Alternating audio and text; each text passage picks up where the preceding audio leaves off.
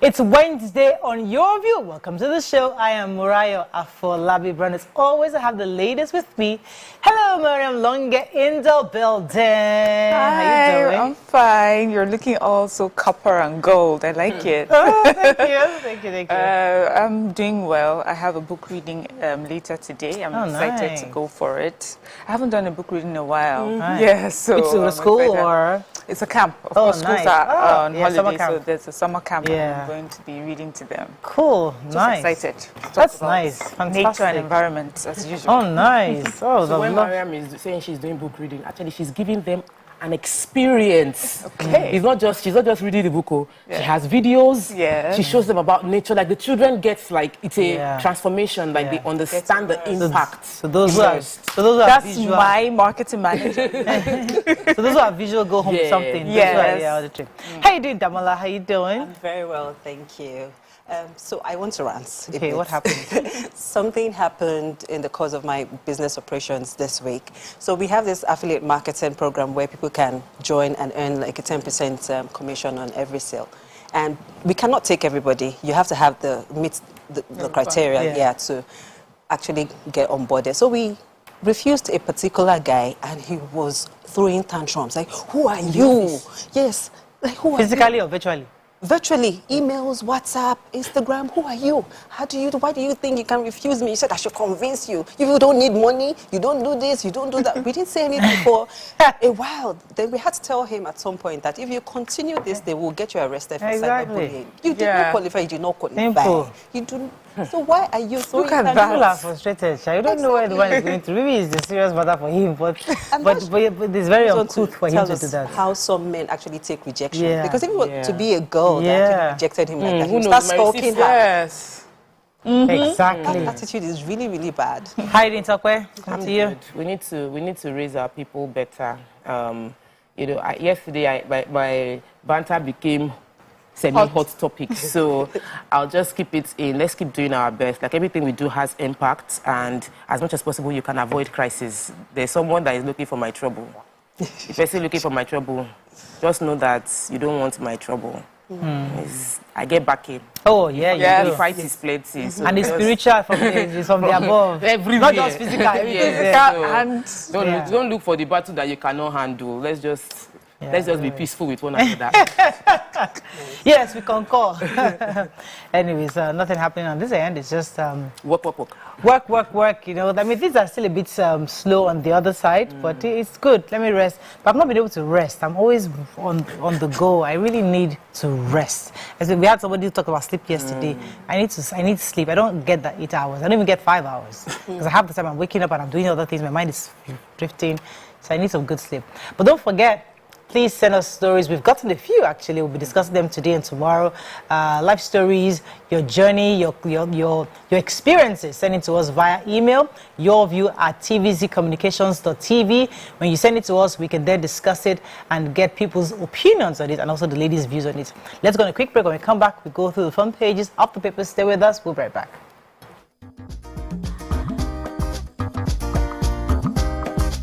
Stay tuned. Your View will be right back. Ladies and gentlemen, please help welcome to the show, La General, the one and only Pere Egbe. Which of the following is false about teeth? We are born with 20 primary teeth. Teeth are the hardest substance in the body. Teeth are the strongest bones in the body. Teeth is not a bone, actually. Teeth can self-repair. The strongest bone in the body, no. Teeth is not a bone. Final answer? Teeth is not a bone.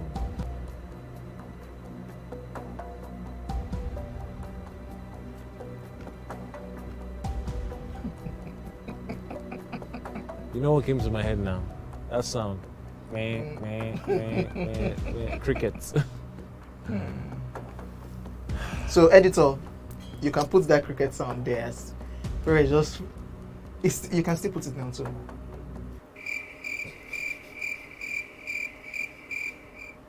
When was the first Gulda ultimate search? Immigration arrests Cameroonians seeking Nigerian passports. How Tinubu will end electricity crisis by El Rufai. Senate to revisit CBN Act, says Akpabio. Tribunal reserves judgment in Atiku Obi petitions. Residents defy 2-week sit-at-home call in Southeast. Oyo Labour Unions lock secretariat for second day. And Emefiele gets court's nod to serve bail order on DSS. Okay, which story? We're starting with the Nation? Story. So yesterday afternoon, a lot of us saw the video that had gone viral showing a jet that had crashed into the road in Oba Akran, they said in Ikeja.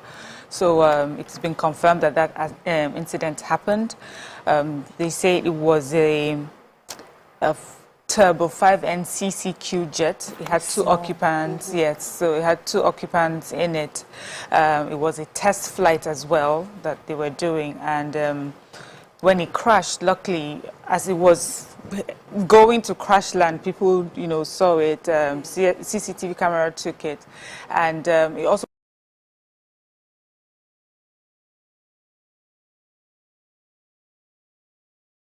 crash landed beside a petrol station. People immediately started helping out with water, fire extinguishers, and I hear that the staff from the fuel station also helped, and they were able to rescue them. People were able to rescue them as well. The governor was at the site. He said that he even mentioned 2 people that helped in rescuing the occupants of the aircraft. They're in hospital getting treatment right now, but they're also going to look into the cause of the crash. As of the time of this report, we don't know what the cause was, but NSIB will be looking into it. SEMA and all the other agencies also have been thanked for speedy response to the situation. But most of all, also, Nigerians who were there, first responders there, did the right thing immediately. And I think the governor also acknowledged 2 people. I think the 2 names that he acknowledged that they were the first to actually help. Oluwafemi and Okweyemi. Exactly. 2 gallant Nigerian citizens. Yes. Thank you. You're a hero. Yes, they are the heroes of the day. Yeah. Okay, let me take the major headlines. So the Inspector General of Police, the acting Inspector General of Police, that is, let me get this, IGP Kayode Egbetokun warned against violence at the planned protest for Labour today. So if you recall, Labour were having meetings with the federal government. According to this report, they're insisting on going ahead with their protest as planned. According to Labour, they said that the protest will start because the relief package unveiled on Monday by Mr. President was insufficient to alleviate the suffering of the Nigerian people. Egbetokun will say that the Nigerian police force reiterates its commitment to ensuring the safety and security of all citizens during the period of the planned protest, as all necessary measures to facilitate the peaceful conduct will be implemented. However, it is hereby reaffirmed that any attempt by miscreants to exploit the situation for violent purposes vis-a-vis vandalism, gangsterism, extortion will be met with a firm, professional, and commensurate lawful approach. So the police will not tolerate any act of law breaking up any laws with this protest. Okay? Any other story, Nation? Yes, I would like to take the story. The headline says, Senate to revisit CBN Act, says Akpabio. And the story is, the Senate yesterday said it would revisit the Central Bank of Nigeria Act to address governance gaps in its structure. And this is stemming from the recommendations of the former CBN Deputy Governor, Mr. Adebayo Adelabu, that was nominated and screened by the Senate yesterday. He was asked to prefer solutions to how the CBN can be restructured, and he faulted the lack of comprehensive oversight of the CBN governor. He also said we would not be in this situation if there was a proper oversight and monitoring of the CBN. He also said that the only connecting line to the president in terms of reporting is the governor, and which shouldn't be so. That it's possible in the 5-year course of their administration, the deputy governors do not even get the chance to report to the president, to report any kind of excesses. So it should be monitored, and the Senate president has said that they would, I think I like that. So not just the CBN governor, the deputies and other executives should be having access and once in a while to the president, so that they know exactly what's going on. The story, I found it very interesting. El Rufai in his, what's the word? They were screening, that was what I'm looking for.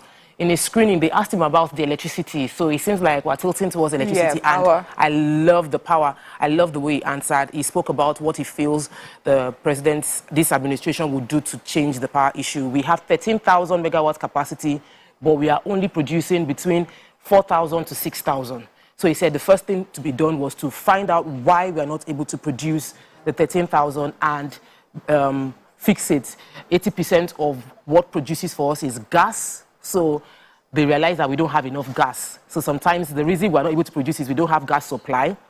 And the second phase, he said, was if we finish producing, transmission, there's a challenge.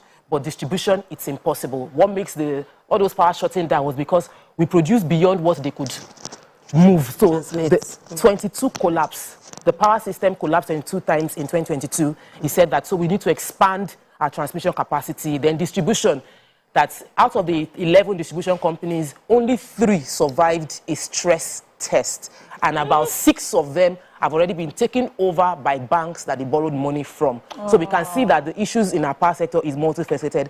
And I loved the way he addressed it one after the other. So I'm looking forward to seeing what portfolio Square peg in a square hole. Yeah.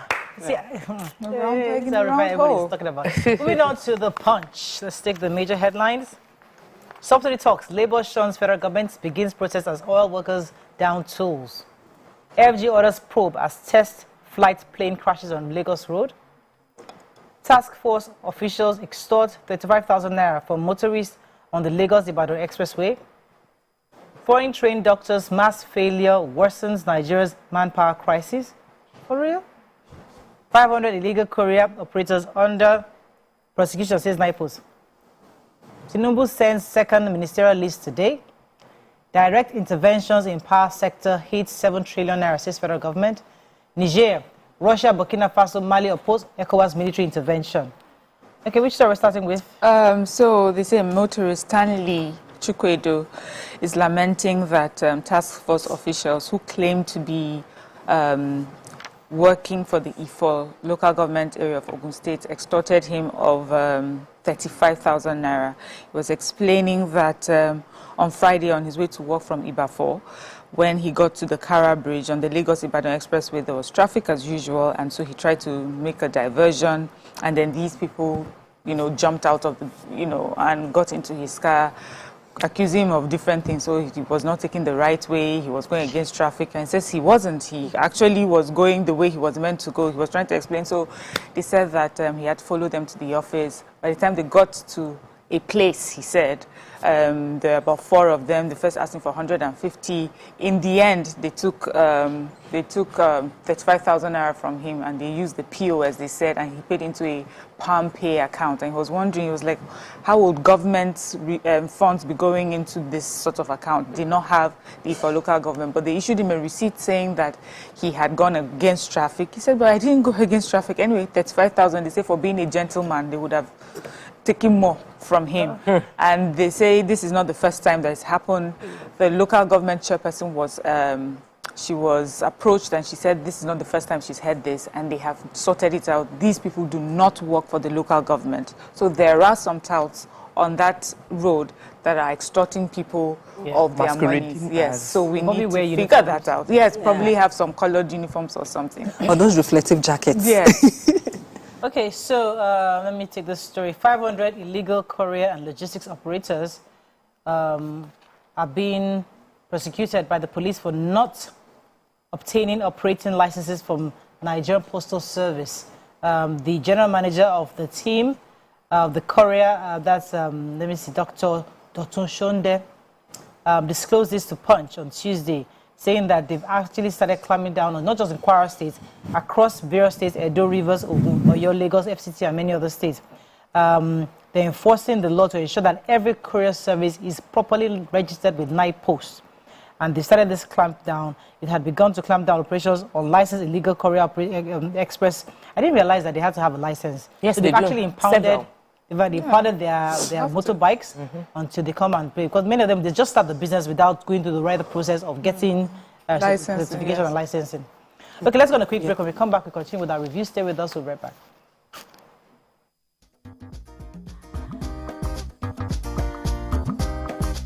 Stay tuned. Your View will be right back. Ladies and gentlemen, multiple award-winning actor, producer, ambassador of Edo People, we have Etinosa Idemudia in the building. Don't be first to go police station, they win the case. Okay. So you are showing No, yourself. I go say that's my second You are question. feeling like a contact the prancing peacock. I'm about to cut your wings. Hello. Now, in the amalgamation of 1914, who was the woman who said, who drew the line of the amalgamation? They, who cut the report? Who is the person that used scissors? What is his name? That woman. Yeah, Drink. you have done me dirty. I've marked your face. I've marked your face. If anything happened to me, I don't if I don't reach my house. Anyway, I'm gonna be chauffeured, so. You remember now, Avi? Yeah, but you never. Now you remember. Hey. If a person who indulges habitually in watching a sexual material is called a voyeur. That's what they're called. You clearly say you don't go even get the next one. Hey, a voyeur. Voyeur. Then go on. What is a person who makes one A call? voyeur. A voyagist. A bon voyage.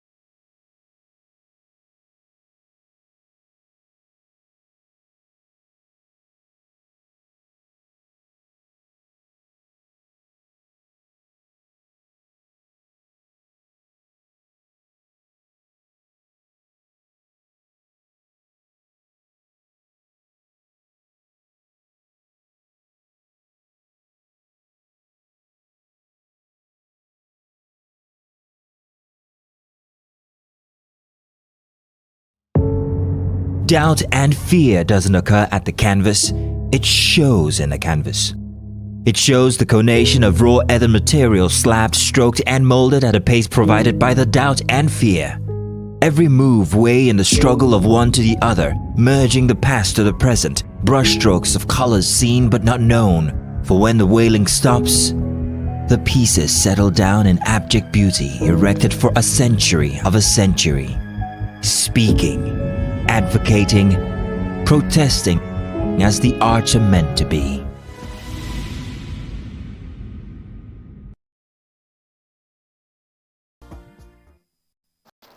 Thanks for staying with us. We're still reviewing Punch. What's the story? Damola? I actually have the Niger story, although I saw it in the Sun, but since it's here, I can just take it. So the headline is, Junta-led Burkina Mali won against military intervention in Niger. Junta-led Burkina Faso and Mali yesterday warned that any military intervention in Niger to restore the deposed president, Mohamed Bazoum, would be considered a declaration of war against their two countries. So it's looking like the countries that have been recently taken over by coup plots are trying to form like an African power bloc. And they are threatening, they are threatening the ECOWAS leaders to say, if you send your military into Niger, we are going to fight back. Yes, they are declaring war. And while this is going on, the European nations are beginning to evacuate their citizens from those areas, even though the US has not fully committed to evacuating theirs. And that's human rights lawyer, Mr. Femi Falana-Osan, he's recommending that the ECOWAS does not send the military into Niger. Instead, they should use some economic sanctions instead, because we do not know if this war is going to be hijacked by some European nations that have interest in the African nations. So that's how that is going so far. Okay, we don't want to send out Nigerian. We have exactly. And these people, some of these Nigerians are actually flying the Russian flag to say that they have support from Russia. But Russia is condemning them, saying that, no, we do not have anything to do with this. So we do not understand the world politics going on here, but so I'll quickly take the African nation.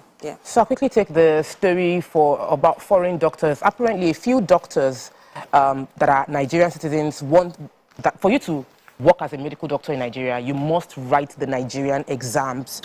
And they said this is obtainable everywhere around, most countries around the world. So there's a Medical and Dental Council of Nigeria that writes exams for Nigerians that want to practice medicine in Nigeria. But many Nigerians go to Ukraine, Sudan, Cyprus, Egypt, the Caribbean, Russia, and all of that to study medicine. And they come to Nigeria to write the exams, and they have a 70% failure rate. Oh. Yes. And the reverse is the case for Nigerians that go and write to study, to work in the UK. So though it might seem like the educational sector isn't as good as we would like it to be, they said they will not jeopardize the health of Nigerians and others living within this country by letting people that are not qualified to practice. We will not trade quality over quantity. That is for those Nigerians that are coming from other countries to serve in the medical sector within Nigeria. It was an interesting read. You know, we're not as bad as, you know, they should not We already knew that, just that we don't like to admit it. All our people go here, they try to write exams, they pass, and they move on. They act, oh, Nigerian education is bad. But all of you are becoming doctors abroad. Make it a hot topic now. Because I have an opinion. Daily Sun. Anxiety as tribunal reserves judgment. Troops destroy more IPOB and ESN camps in Anambra, Imo Forest, and 5 injuries also injured. No going back on nationwide protest, vows NLC. Senate screens Edun Umahi El-Rufai, 11 other ministerial nominees yesterday. Turbojet crashes in major Lagos road. No fatalities recorded, thank God for that. FG spent over 3 trillion to save power sector from collapses, NESD. And Nigeria's foreign reserves in their situation, Senate warns. Okay. Uproar in the Senate. Yeah. According to the headline, but the story is that during the ministerial confirmation, when it was El-Rufai's turn, you know, and he had finished giving like a brief detail about himself, Senator representing Kogi West, Sunday Karimi, raised a point of order. So he said that the governor that he had performed well as FCT minister and as governor, but there's a petition against him bordering on national security and national unity.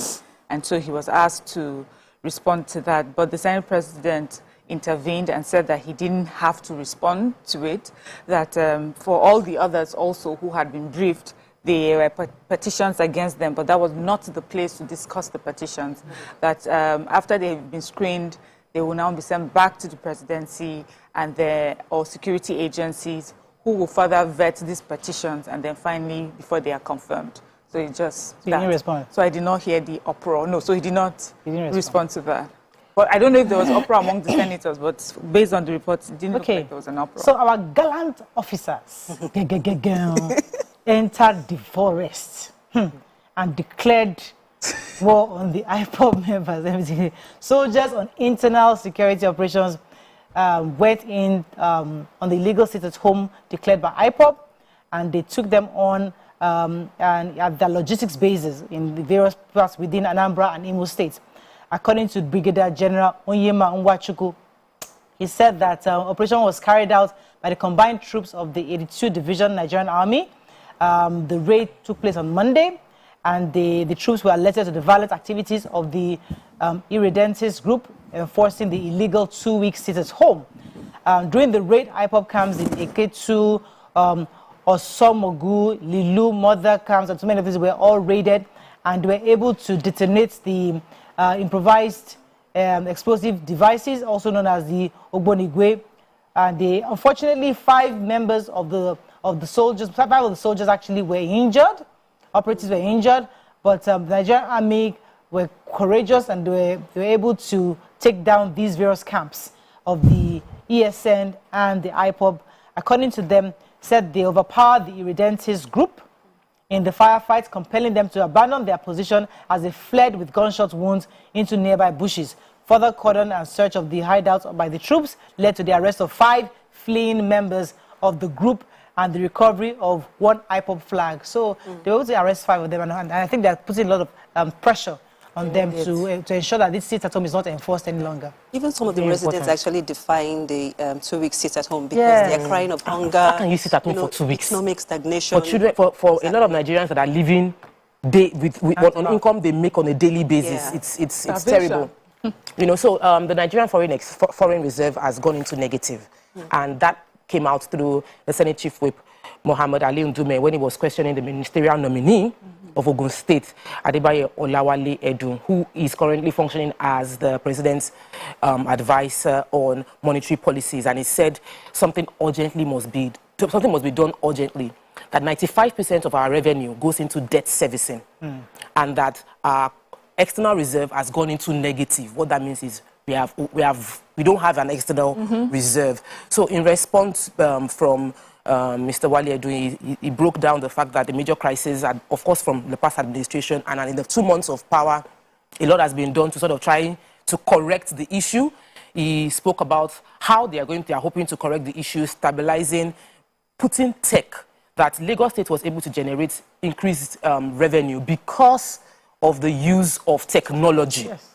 And that if on a national level we infuse technology, we can increase our internally generated revenue. Then he spoke about the dollar and the plan to stabilize find a way to stabilize the dollar, and over time we would see major... There's some conversations here, I'm like, really? You mean we haven't done that? Yeah. Like we're just discussing it. It was like the president, Ashwaji, then had introduced Oracle into the Lagos State government at the time, back then. And that's what helped them. Do we have it on the federal level now? Generating of the revenue that they are celebrating today. I'm surprised that many states haven't really replicated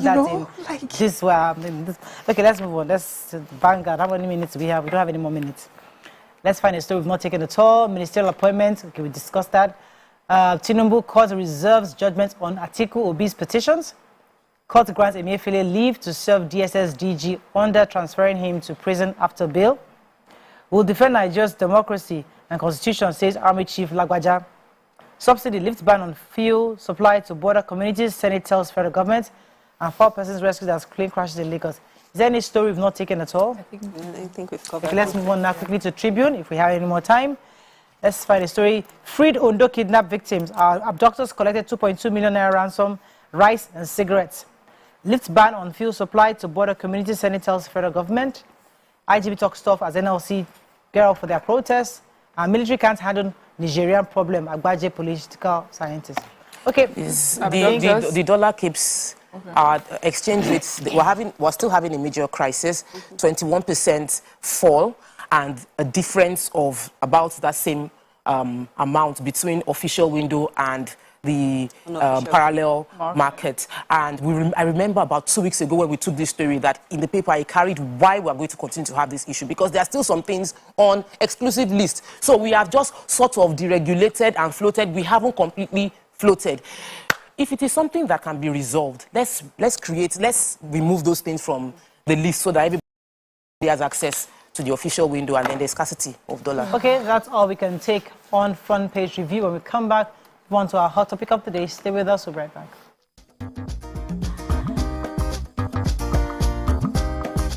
Stay tuned. Your View will be right back.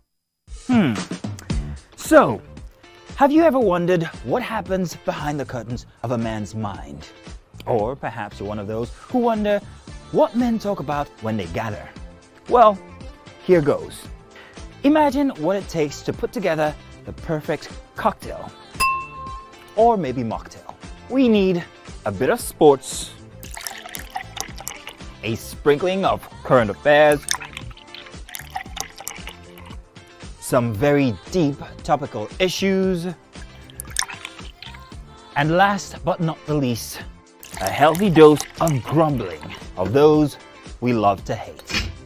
And yes, you guessed it, women.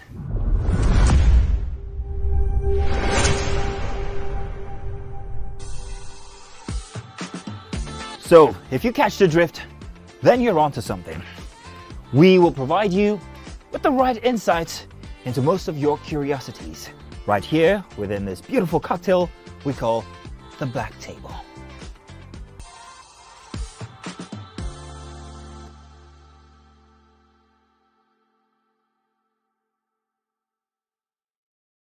Ladies and gentlemen, please help welcome to the show, La General, the one and only Pere Egbe.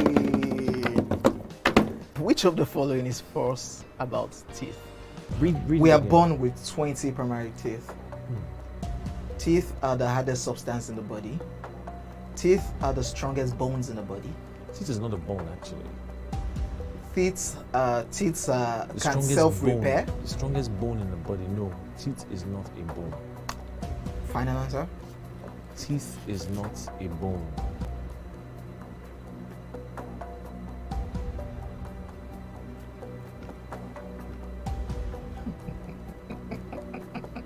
You know what came to my head now? That sound. Crickets.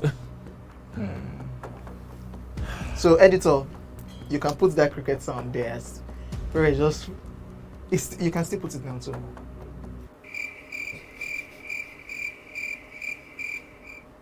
When was the first Gulda ultimate search?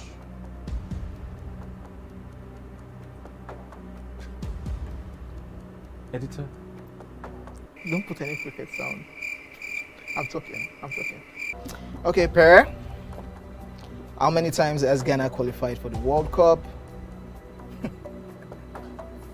5 times. Hey, bro, you can't do that now. That's what it is. Wait. Calm down. Why are you like this? This is your team. Small play now. They will not Somebody cannot play with you again. They will not be impressed though. The team that you're supporting and Ghana will be alright. Yeah, that's last. Charlie? Cheers, Charlie.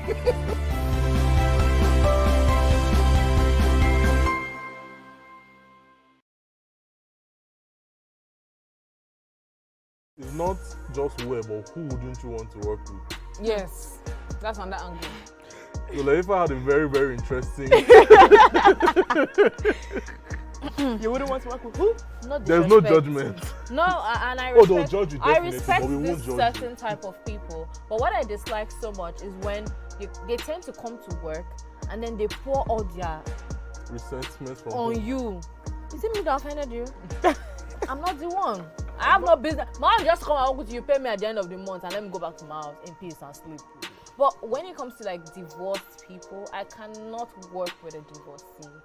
I can't see myself doing that. If I find out, if you can hide it, but if I find out, when they are nice divorcees, I would just. What if they are nice? Okay, now it depends. If you are nice, cool. But if you are the type that you don't know how to keep your anger to yourself, you always pour it on somebody. Well, I'll just drop my resignation letter, no matter the amount you're paying me. So it's more passive-aggressive people. Yeah, I can't do it. I'm so sorry. Oh, definitely. And I cannot work with stingy people. See this one. Because you cannot be passing me in the morning, afternoon. I can say, oh, yeah, working. Oh, yeah, take 100 naira, take 10K, take 15K. You don't have to be my sugar daddy or sugar mommy. See, the way you treat others is the way they will treat you outside. And if you cannot treat your workers well, they are not a good boss. If you cannot be dashing me small thing or giving me donuts when I'm working, you are not a good boss.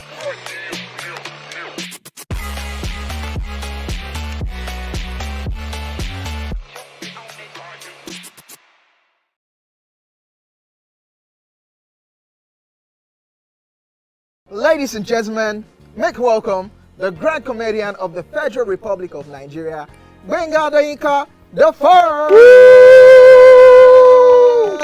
OJ right here, 7 of 7, like you already know.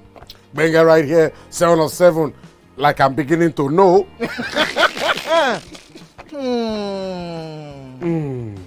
It's now time for the question. You don't scare me one bit. Bata, I go drink. So. Okay. So now one chance for enter. My first question. Do you remember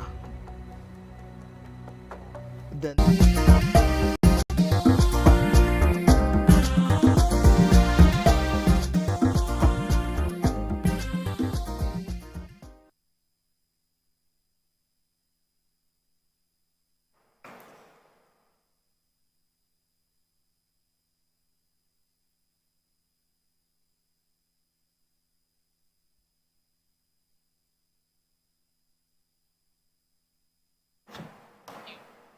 Thanks for staying with us. So in the last 2 days, Senate President, in fact, the plenary have been screening, the National Assembly have been screening, the senators have been screening the nominees for the ministerial positions by the president. We've discussed our thoughts on the initial one that happened on Monday. Yesterday, we had many more that came for the screening, and we're expecting the final list today to be submitted to the Senate. But Nigerians have complained, especially about the fact that many of these nominees were not properly grilled. The newcomers were grilled, were asked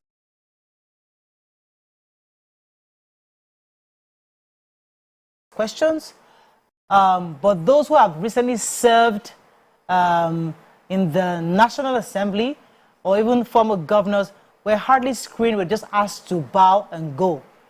Many have said that this is completely unacceptable, that regardless of where you are, who you are, you should be adequately questioned and to ensure that you can actually serve.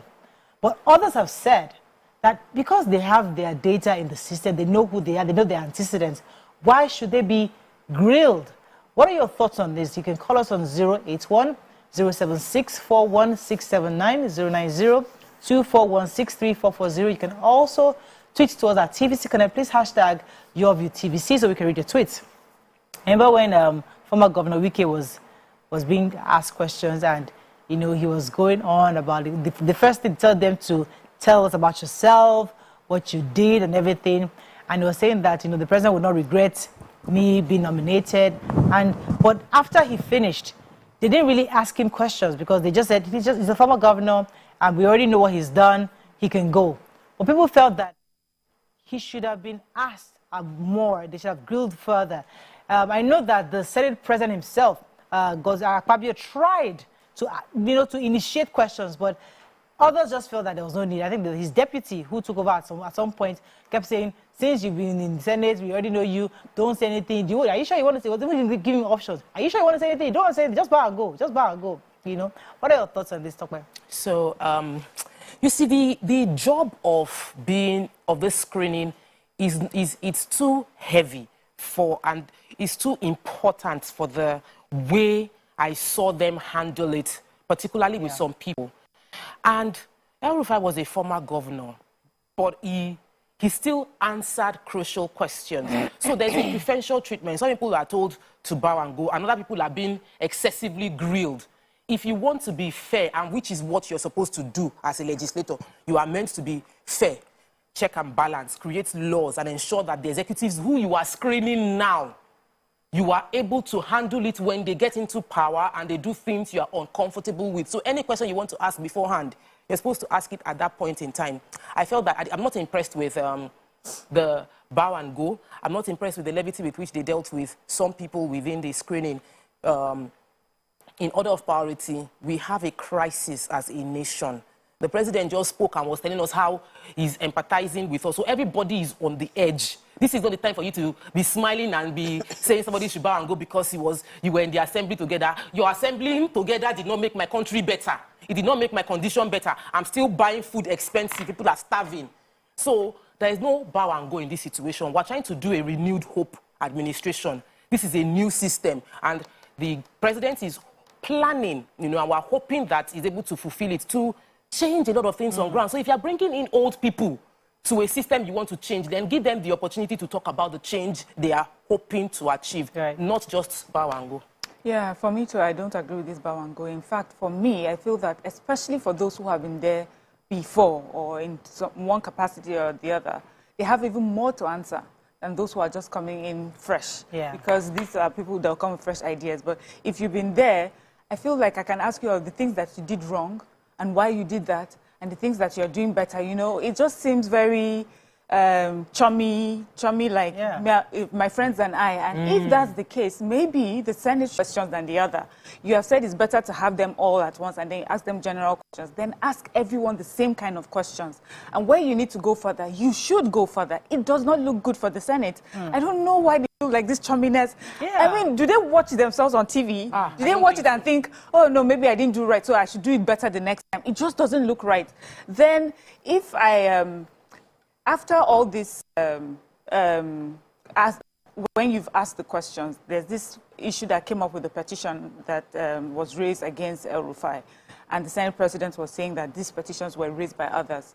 So is there going to be like a sitting as well? Are Nigerians going to be part of, are we going to be able to view that? Are we going to witness it? Are we going to sit? Are we going to be able to also give our opinion on the petitions? It just seems like, friends are here. Hey, we are back. Oh, school has resumed. Hey, welcome back. Yeah, 2023. I don't like that vibe. Yeah. That's what I'm getting. So do you think they gave it the seriousness it deserved? Let me come to you, Dama. Well, for me, I am particularly concerned about the criteria that were used to nominate these ministers in the first instance, because we have the case of Senator Abubakar Sani Danladi from Taraba, who was alleged to have been banned by the Supreme Court from holding public office for 10 years. So before he was nominated, didn't you check if he had the capacity to actually hold that office? You also have the case of the man from Sokoto, Bello Mohammed, whose case had to do with his secondary school leaving certificates, where one of the senators asked him about his O-levels, where he had just two passes and the other ones. Yeah. And then he said that he just submitted that, but he has other results that he's bringing to add to the credentials. And the Senate President had to ask him, so are you saying you're withholding some to be able to approve you to hold this office? So your issue is with, especially those three. I think it was Usef, Danladi, and this gentleman you spoke about. These were the three that had issues, and that the Senate said they're going to go back and look at it again. So it goes back to why were they nominated in the first place, which is a good question. But even while I think it was Stella Oketete, there was a lot of laughing and giggling in the background. I don't know if you saw the video. Serious. She was there, look at the woman there presenting her credential, what she has done. As a woman. She was speaking, and you just saying that, like they were not paying attention. I'm like, you're not listening to what this woman, it's like the seriousness of screening. Maybe what Mariam said is what we should do. Get independent, eminent Nigerians to screen these ministers, and then when we now finish screening, you can now go to you to go and do your wow and go. You can then come, maybe that's what we should consider. Maybe have an eminent Nigerians can get about 12 or 20 of them, sit down in a room, get them like you do the dungeon thing, sit down. Yeah. Why do you think you can be? Because you see, as you said, if we want a renewed hope, you gotta do things differently. Yeah. So one of the senators, let me get his name out. The Senator Yari. Yeah. He mentioned the fact that there's a tradition of bow and go. It's a tradition. They've always done it. Well, what you have always done has gotten Nigeria to where it is. What we have always done is why dollar is being sold for 800 and something naira. What we have always done is why 95% of our earning is used to service debt. What we have always done is obviously not working. So why would we continue doing what we have always done? I would love a case where the president, and I'm really impressed after the president's speech that I can be, for now, let's see how it goes. Ask the president to write to the assembly that they should take the screening a bit more seriously, and ask everybody that you've said bow and go to come back and answer specific questions, because not only is this thing serving to inform the senators, it is serving to inform Nigerians. We are in a place where many people are suffering. I want to watch TV and feel inspired that the incoming minister will know what he's doing, not just say bow and go. So because I'm awaiting that inspiration, I'm watching the screening and I see somebody go, another person go, somebody is being grilled. It's a platform. What we would have done for some of these people that were allowed to go because they are former senators would have been to say that, please, give them the opportunity to sell themselves. Ask them questions so that when they get any position, nobody will be in doubt of what they can do. If you give former Governor El-Rufai power now, everybody will be waiting that he has already said what he's going to do. If you give Wale Edo, the finance minister, people already heard him. So there's an expectation that he's competent. But other people that you told to bow and go, how do we know what they can do? Because being a senator does not mean that you'll be able to deliver in some other areas. Let's go on a break. When we come back, we take a few comments on our social media and phone calls. Stay with us. We'll be right back.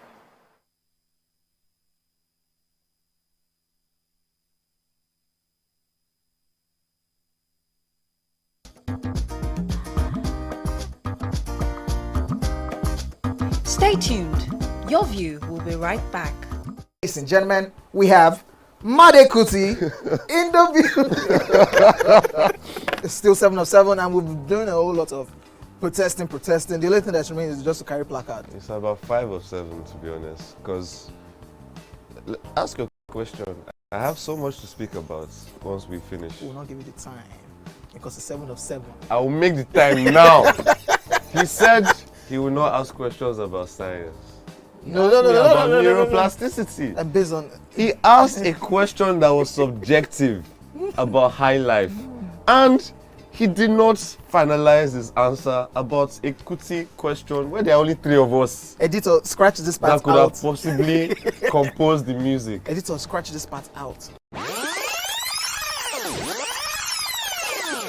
Stupidity is an act of ignorance. Hey God, Madi. Was composed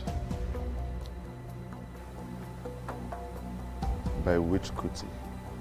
Femi Kuti. Is that your final answer? Oh God, I'm Shion Kuti. No, wait, Femi Kuti. You said Femi Kuti. Wait. You can't be allowed. No, you've not asked me anything. Everyone. You've not asked me anything. So my final answer. No. All I have to say is this show is really about drinking. Yeah, that's the whole idea. The questions don't matter. That's the whole Justice idea. is out the window. We throw caution to we the have wind no right morals here. On the 7 of 7.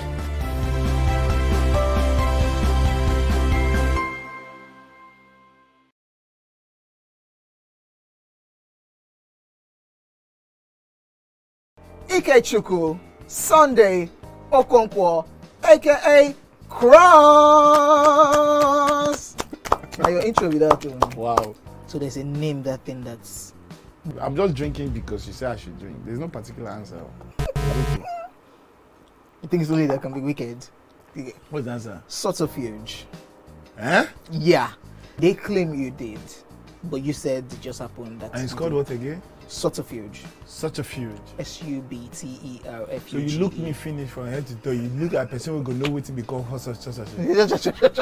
Yeah? The nude wasn't like a game plan. Or... I promise you, it was actually a mistake. Like it was sending it to someone, and it just mistakenly just went back.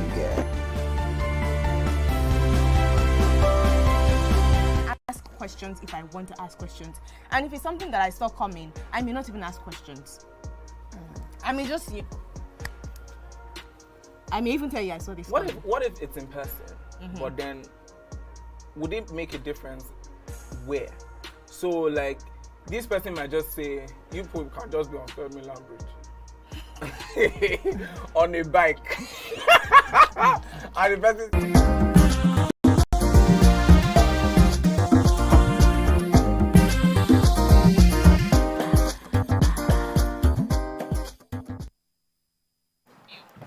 Thanks for staying with us. We're still discussing the ministerial screening. We've experienced 2 so far. We're hoping to get the final list today. And what are your general thoughts? We had talked about a few of the fact that the few people that were screened, and were not screened at all, they were just asked to bow and go. We'd like to hear your thoughts. You can call us on the numbers on your screen, 081-07641-679, 090-241-63440. You can also tweet to us at TVC Connect. Please hashtag YourViewTVC so we can read your tweet. Others have said that the screening were a bit, for those who were grilled, were not properly grilled. You know, there's some questions I would expect that people would have asked. So when people give a summary about themselves, what they've done, which is great, you know, but the kind of questions I was hearing was not, for me, was not indicative of getting information of what they've done. It was just very, very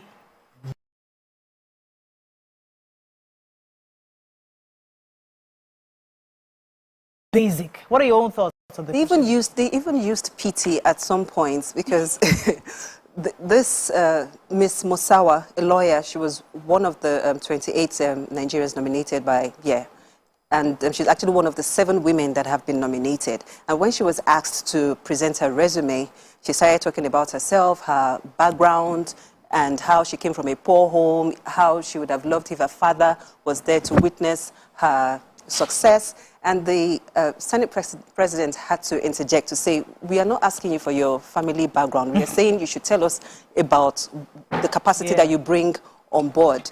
And when she was about to respond to that, Senator Abo actually had to plead her case to say that, because she's a woman and she because she's a woman and she's quite and she's quite emotional right now, that they should allow her to go. Wait, and another senator allowed that to go. There was go. a lot of That shouldn't have happened. Exactly. Oh my goodness! If I was standing there, I'll say, sorry, I don't want to be seen as I'm representing Nigerians. I'm not representing. Yes, I'm a woman, no doubt. But I didn't like the fact that they kept raising, even doing so patronizing. Yes, it was. What? There was a lady, I think it was this Mrs. Uju, the one that ran the presidential aspirant at the time. And they were said and I know also another issue that I had was the fact that they will let people from your own state question you, and those will ever patronize you. They first start off with, you know, our daughter, our thing.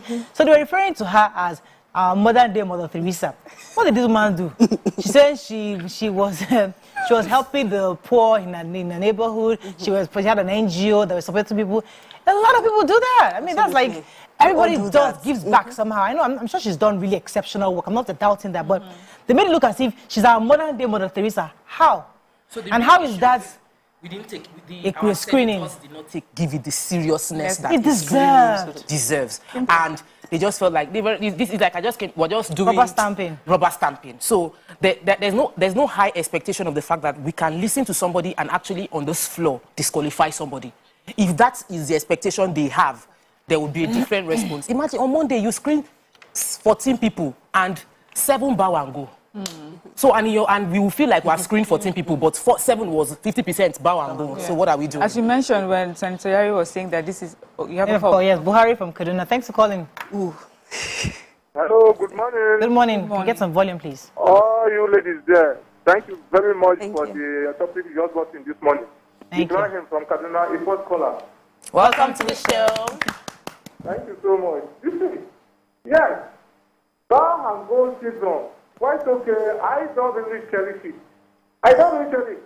Yes, I'm very happy that the way they grilled my former governor yesterday, we know him, we know what he can do, and we know what he stands for. If father will be giving that sort of commitment and handle himself here, most of them like that, we go far and have some positive coming from them, so that we should know where to place them and where they, what they do and what protected and what is protected from what is has to do. But the senator, are they really serious? Look, governance is a serious business. Which is good with the way they are dealing with us. Oh, we lost that call. So sorry. Governance is a serious business. Yes. I think he too is not in support of that bow and go.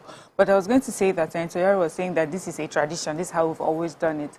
And there are some traditions that should just be cancelled and needs to go. I just remember, we remember the year that Sanusi was being grilled and he outed them, the National Assembly, for trying to bribe them. I think there used to be a tradition where they would, you know, allegedly bribe or ask for bribe from, you know, those that they were screening. And I'm sure that tradition has gone. So this is another tradition that needs to go.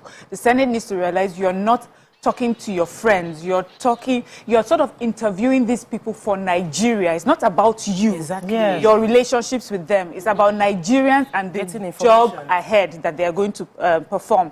Are they qualified to do this job? Have you honestly ask them the right questions? If you were employing someone into your office, are these the sort of questions you would ask that person? So I think we just need to advise the Senate to do better. And if the Senate feels that because of the relationships that they have with this sort of people, and they may be compromised or there's a conflict of interest, I think we should set up something like that jury system that America does. You bring people together and they'll ask the relevant questions. Then these people will be even better prepared to come for screenings like that. Let me take Dari from Kaduna. Thanks for Dari. Yeah, good morning, ladies. I think the senators are taking millions of Nigeria for a ride. I mean, just look at what they call screening. Is that what is called screening, for God's sake? Give it to El-Rufai. Yeah, when it comes to developmental strides, he did very well in Kaduna, but what he did was one-sided. And The clip that went viral, that he said he has trained a whole lot of people, that he's not looking for a minister. I was not even expecting him to be trained. But having said that, the National Assembly, I think what they are doing is patronizing, because they know that there will be and the minister being screened now will have to pay back one way or the other. I might be wrong in my assertion, but what we call screening is not screening at all. I think they should take this screening very seriously. Yes. So that anyone that doesn't perform should be exit door. Good morning. Thank you very much, Derek. But does this entire process show you the complexity of lawmaking in itself? Because you see people from different lawmakers, these are different people from different places. Some of them probably read the CVs, others didn't. Because they just came, oh, she's my person, I just came to come and help you to support you. I'm here to support you. Because when this was Senator Abiru from Lagos, he was the one that detected that, uncle, you cannot enter primary school at 3 years old and graduate at 9 years old. He read it, he was able to see. Others were now just going to flick into their papers. Where is that? They were not ready. But he came prepared. So there are some senators that probably go there prepared. But because you have other senators from other places who are there patronizing, they laugh over it, they now water down the research that you have done to prepare for the screening. So that's the problem with lawmaking. So they're all from different places, different backgrounds, different experiences. Imagine those senators now in the next administration are supposed to become the minister, and you say just take a bow and go. But they were senators that all they were doing was come, aye, nay. A few times they would assent to a bill, few contributions, but nothing, like you cannot say this is one major substantial thing they've done. You cannot compare them with other senators that every day they are speaking, they are adding their voice to researching and adding their voice to causes. You can't compare them. So being a senator, they are senators and they are senators. We all know. They are House of Honorables and they are honorables. We've seen honorables that are fighting. We've seen the one those that they say allegedly pocketing money. We mark register. The senators that come to mark register, they just come to jail. We're not all the same. Yes. Some have 5 years in the House and others have just 1 year and they left. Some have lots of cases against them and they are senators and others have none. So everybody should be treated fairly. And please, the remaining women, don't talk to them the way you've been talking to them. It's very, very unfair to all the women that are looking forward to see representation. Give them the same respect you are giving to them. Bow and go. Don't patronize us. We're trying to be a woman. You know, I was just irritated. Let me take this call from Tony from London. Thank you, Mr. Tony from London. Yes, Raya and her colleagues. I did listen to you, and you could please permit me to get out from your topic. And I just want to say something out of what you're discussing now. Okay. You could see that Carol's agitation is on the fact that the women were being patronized. I mean, I thought the women were most prepared for this. I saw Betta Edu. Girlfriend was ready. She came to speak. She had her CV in her head. She was reading out what she has done. These are people that, and she probably prepared herself, thinking I'm going to be meeting some educated people who are going to be asking me questions. I mean, they're educated, meeting some brilliant people who are going to be sending me questions. But they're all just saying, you know, you're a woman, very good, well done. You know, that kind of pat on the back. We don't want that. We passed that stage of pat on the back. Don't you think, Daniela? Yes. I totally agree with you. But with the case of Miss Musawa, I think she got so emotional. Yes. So she allowed her emotions to take over the competence that she was supposed to show out there, that she really had the competence for the job. And that's Barrister Hannatu, right? Yeah. So, and as women, we should not let our emotions take over. Even if it happens, give her a break. Give her a minute to get herself together, and then she comes back. Is that simple? It's okay. We can be emotional, and then we will get on to the business of the day. That's not the time. But she should have also stood her grounds to say, "Don't worry, I'm fine. I got emotional, but yes, I'm here to even tell you my competence." So we do not know if she had collaborated or conspired to say, you know what, I'll just break down. Once I break down, just tell me to go. Nigeria don't trust anything. Exactly. I have trust issues. I was supposed to. She should have actually, stood I was her ground. thinking like with better, it would be because she's also the youngest. Yes. You know, so there's this pressure like I need to go and impress them. And we'll make sure I have my CV down. And you know, and from listening to her, you know, this is someone that has dealt with a certain type of people, a certain group of people where they're asking you serious questions, they're having heavy conversations. So she went there prepared for that sort of conversation, but unfortunately. When the Senate President had called Otunba Gbenga Daniel to question, I think one of the, you know, as an astute leader, I just thought, as Gbenga Daniel is standing, you're going to be in trouble. He just, the same thing, he was just like, let us allow the person to go. I'm thinking, no, sir, please ask a question. You know, I wanted really something grilling, but I think, hey, you know they were meant to be on vacation. You know they were meant to be on vacation.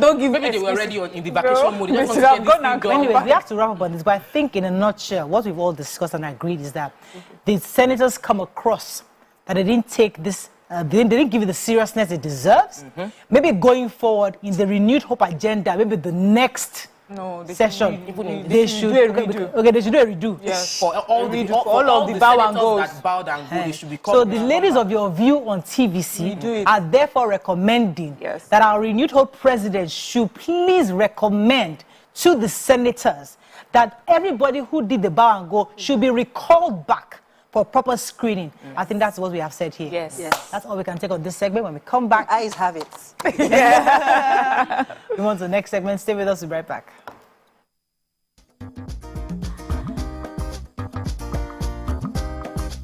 Stay tuned. Your View will be right back. Ladies and gentlemen, make welcome the one who can make time stand still forever, Mr. Kelechi Amadi. How are you doing, sir? I'm good, my brother. You love that intro, Abi? Yeah. It was great. Okay, Thank you. We try like that. Thank you. Now my question, which I feel is a cheap question. Oh, go ahead. What does ISO stand for? That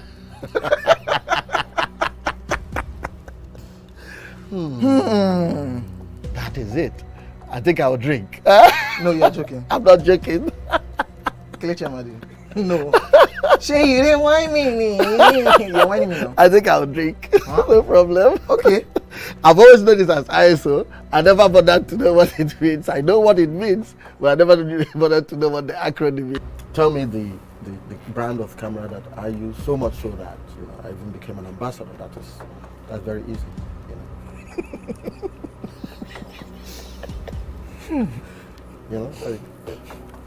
It's out there. It's supposed to be, yeah. I just said, let me give you this one as a token of my appreciation. Sony. Drink! I'm not done. You did not say final answer. It's final answer. You did not ask me if that was my final answer. You don't have any choice again. It's only Nikon. How many cameras do they have? My Nikon. friend to drink. I gave you a very easy something. Nikon now.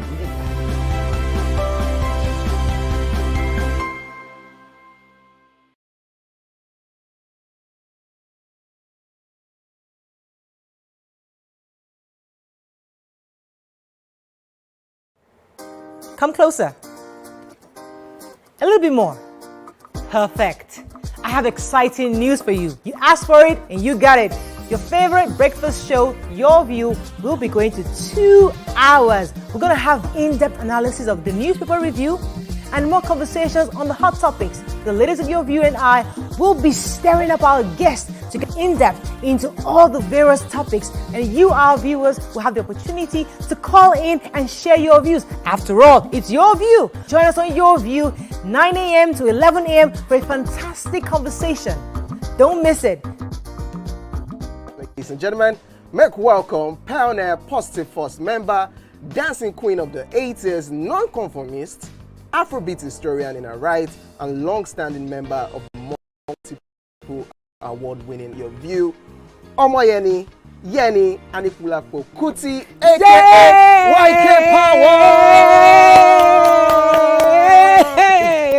Ginger! Take it. Today we'll go here. Hey, I don't read you. Are you sure? I'm not here to answer questions, I'm here to drink. We're in trouble today. Wait till your age. I was close now. I said 1975. He said 73. He said 75. Fellas wasn't even born till 75. So will I drink half? You go drink. Take. Make I help you. Russian. No be half. Which half? You will make me drink. I'll give you a hint. Lights in no.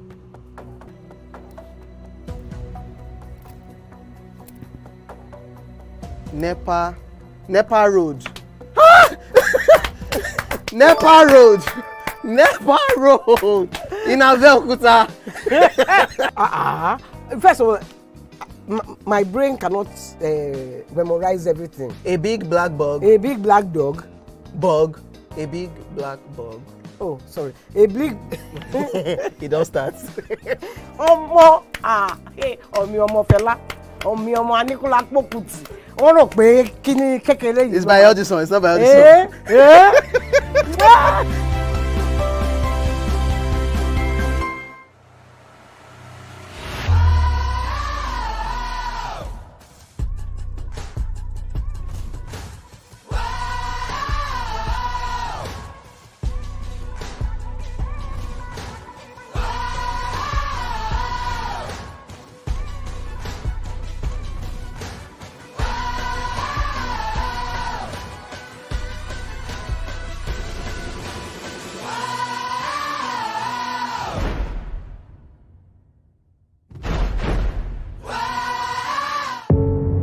Doubt and fear doesn't occur at the canvas, it shows in the canvas.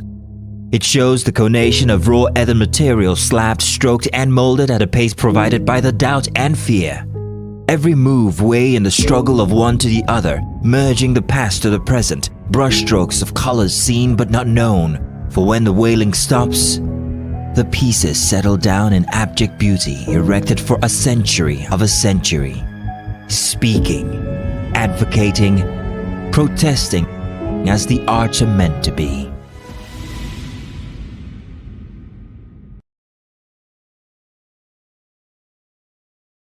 This is 7 of 7. My name is OJ and signing a sobriety into my hands tonight on this social experiment called the 7 of 7 is Owen G.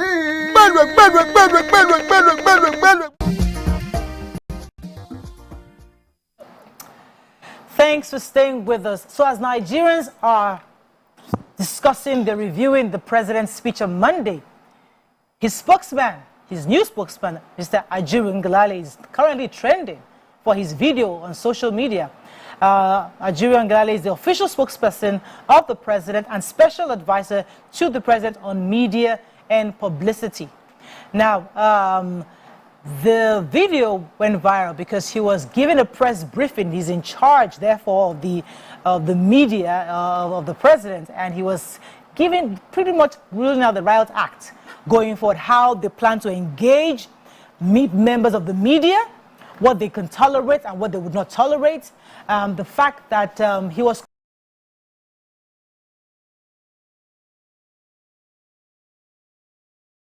coming from a place of where he said that the institutional arrogance displayed in the past would not be tolerated going forward. He said that the president is interested in opening up the presidency to Nigerians. He also said that there'll be deep and more comprehensive ways, daringly and confidently about what the modus operandi will be going forward. How does this sound to you? What do you make out of it? What are your thoughts on it? Call us on the numbers on your screen, 081-076 41679, 090-241-63440. You can also tweet to us at TVC Connect. Please hashtag YourViewTVC so we can read the tweet. So does it give you that giz? Yes. So I love this. I love it. I especially love this because there are times we've taken, especially in the last administration, we've taken some newspaper reviews and the sort of language that is being used by government officials or during the elections between governors and politicians. It shocks me. I'm like, here we are every day. We are sitting in our children down. You need to learn how to talk to each other. You need to learn how to talk to your elders. We call out people for the way they talk to their bosses at work. And then we now have our almighty government officials coming and speaking in any sort of language. And also, we have empowered netizens, as they call them. You know, we're so rude in the way we converse with each other. There's no civility. You know, nobody's asking you to fall in love with anyone, but you have to have a proper, civil, decent way of communicating, and that is one thing he highlighted. He also highlighted that this president is an empathetic one as well. So it's not, and we saw that in the speech. Everybody talked about that, you know. And I would like to see that. That is now a culture for Nigerians, that we can say this is our culture, where people who speak decently and civilly with each other about anything, we agree to disagree. There's no need for throwing shots and calling people. You see, I love that. Misbehaving. You see, I love the word culture that you use. That's very important, because all these bow and go senators are not understanding that there's a new culture. Somebody has said there's a renewed hope. All this your lackadaisical behavior, we are not going to take it to the renewed hope. You can't be doing all this, go bow and go. We're talking about the presence even of this man, Ajuri, how he spoke, how he communicates to Nigerians, the seriousness of the season, what you just talked about, the culture. Let me come to you. They just yabbed him. Who's yabbing him? Nigerians. Nigerians are yabbing him. They say, who does he think he is? Is he the president? See him sitting down and addressing, like, who give you power? You never even collect appointment finish. You never even chop on top of the appointment. You don't they do press briefing. All over social media, there is this, you know, somebody even posted under the video, he said, Chief, you will soon find out that we wrestle not against flesh and blood. Oh my you will goodness. realize that these people are not Nigerians, but principalities and destroyers of Nigeria. Please, do another video when you make this discovery. Good luck on the job. Okay, so let me just say how I handle Nigerians when they behave like that. You know what I remember? I remember what they did to Banky W. Whenever I remember what these same people did to Banky W, and all they don't vote him, but all of just went en masse to vote for somebody else they did not know. I think these are the kind of people that are making this comment. So you know what? Let me let it pass. Because you remember that, because that's an obvious behavior that was very foolish. And we all knew it, and we saw it. So the foolishness of them is what you see. So when you see that, you just them. Go ahead. Yes, I would want to take this issue from a branding perspective. Please. So the renewed hope, the concept of the renewed hope, needs to be explained to all the political officials that we have now, so they understand what it truly means. That it's not just a slogan. It has to be evident in the way they carry themselves, in the way they speak, in the way they treat the people that they are representing. And it's actually very reassuring to see this coming from Ingalilia.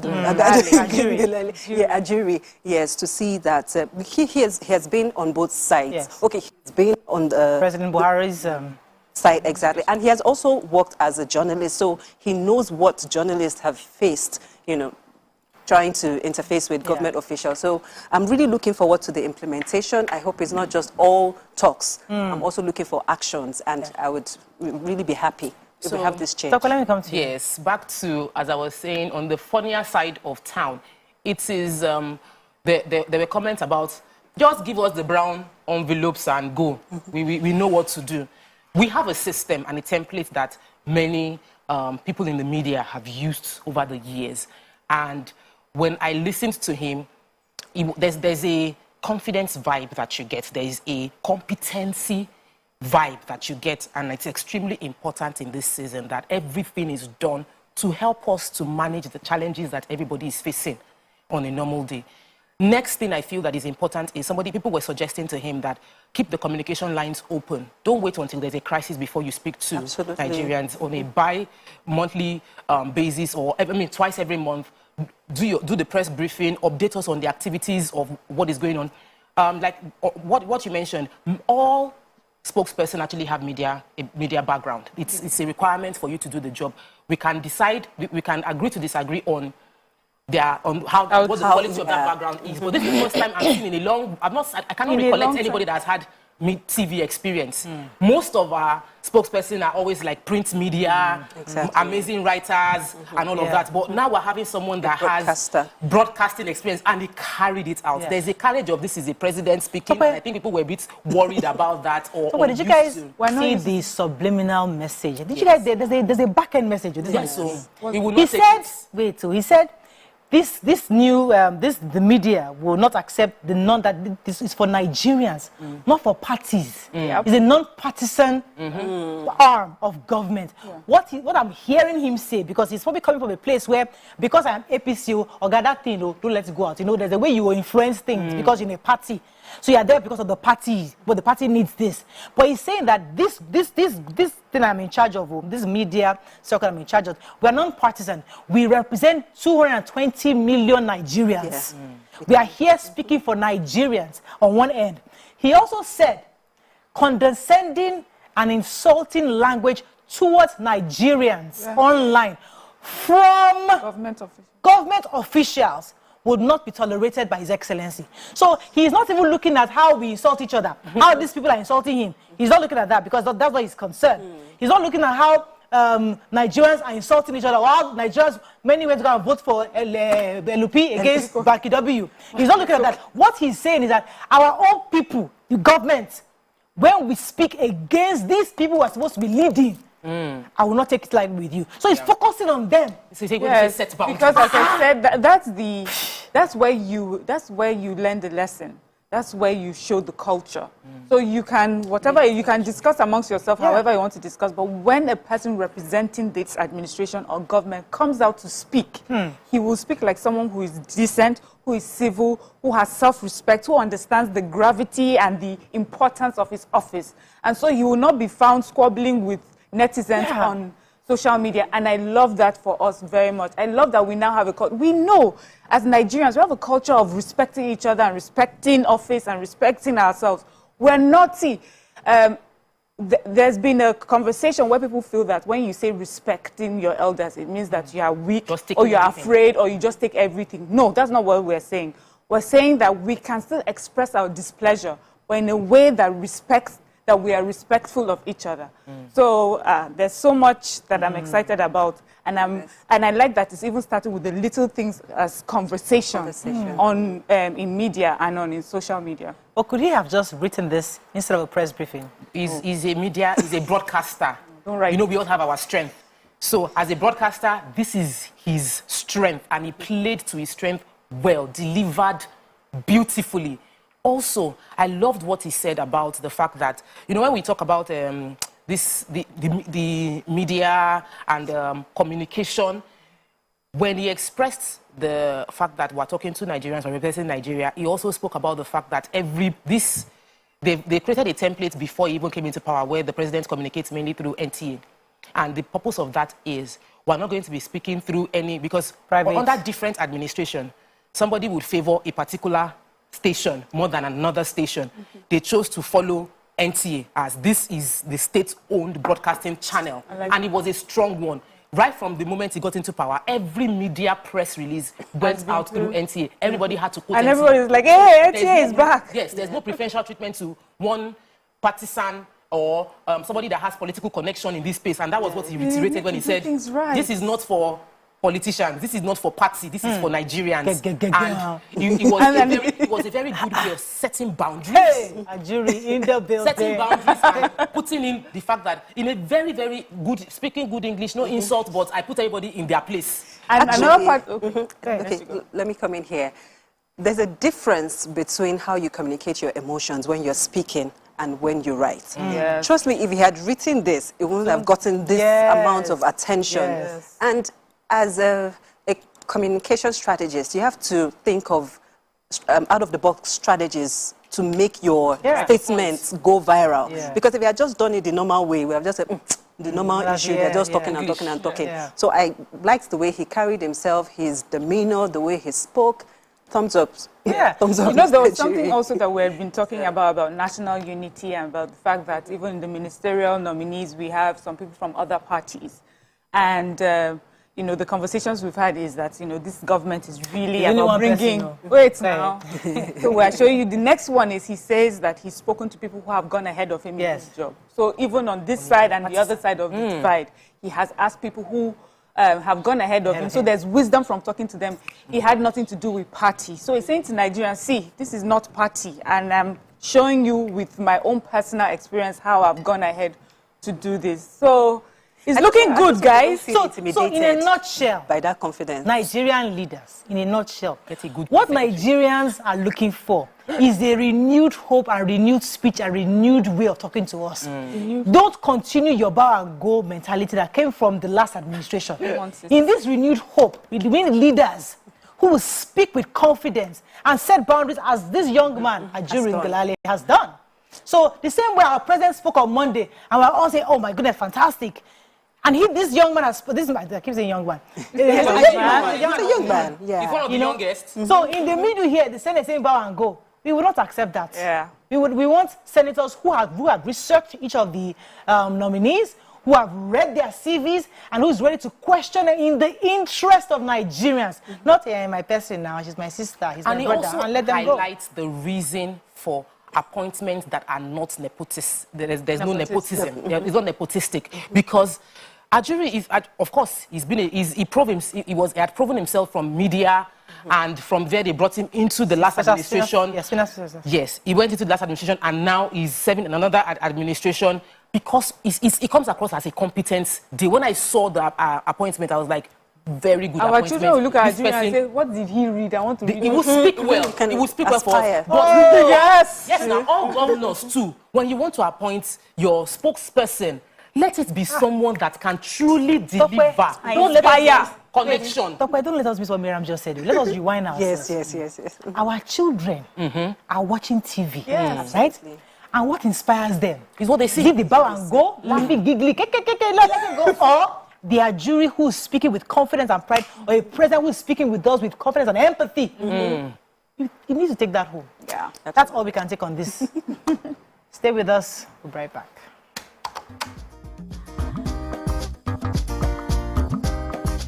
Stay tuned. Your View will be right back. Ladies and gentlemen, make welcome the grand comedian of the Federal Republic of Nigeria, Gbenga Adeyinka the First. OJ right here, 7 of 7, like you already know. Gbenga right here, 7 of 7, like I'm beginning to know.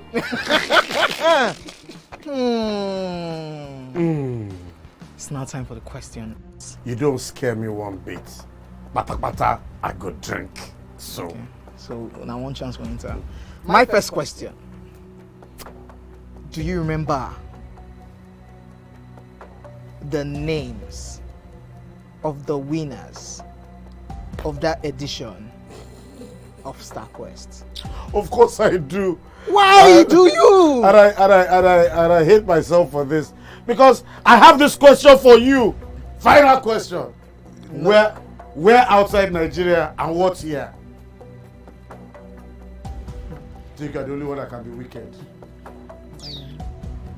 I am thinking, because I know back in the day... Don't think. Answer my question quick. You are thinking too much. I don't like it. The UK. Final answer. Okay. I said, God, please, let me to perform outside Nigeria. Wait. And God gave me a show in Ghana. Drink, my friend, drink. I don't overthink this thing. See where I can. Yes, you overthink them. I would say you should catwalk. Let's catwalk. Where are we? No, that's not catwalking. That's good talking.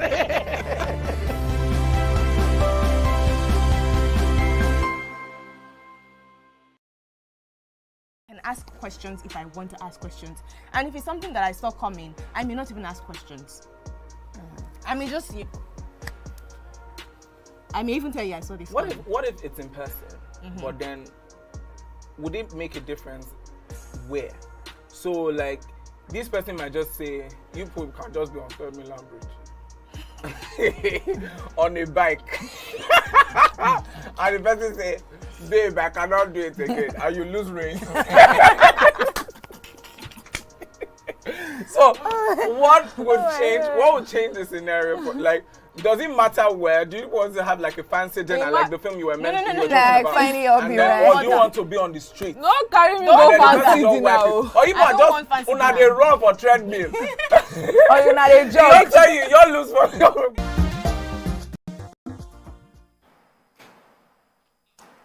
Thanks for staying with us on this final leg. We're discussing the Nigerian Labour Congress. They've started the nationwide protest. In Lagos, we've been following the story in Lagos. They started from the Ikeja under bridge and they're walking all the way to the governor's office. We'll see how that goes. But what are your thoughts on Labour's insistence on having this protest today? Do you think it is necessary? And they've told us repeatedly that they are not on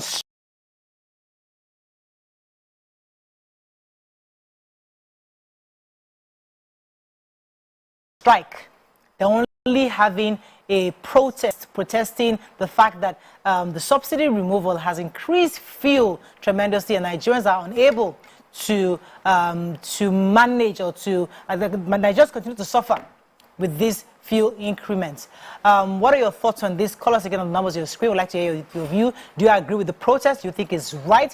Do you think it's necessary? Or do you think they should go back to the negotiation table with the federal government and not have to disrupt businesses by protesting again today? You can call us on the numbers on your screen: 081 0764 1679 090 241 63440. You can also tweet to us at TVC. Can I please hashtag YourViewTVC so we can read your tweets? We've not read tweets since, so all these topics we'll be talking about since. We'll check it out. About our viewers. One very important, the request that the Nigerian Labour Congress have made is that they want the 500 billion naira for 125 poor Nigerians is not, for them is not conducive. They also mentioned the fact that they wanted a reversal of the policy that puts the removal of petrol subsidy. They want that policy to be reversed. They also mentioned that, like Mariah said, they actually threatened earlier to go on strike, protest and strike. But now they're saying, we're not going on strike yet. We're just protesting what is currently happening, the rising hardship to Nigerians. At first, I have a level of distrust that the Labour Congress has, NLC has earned my distrust over time.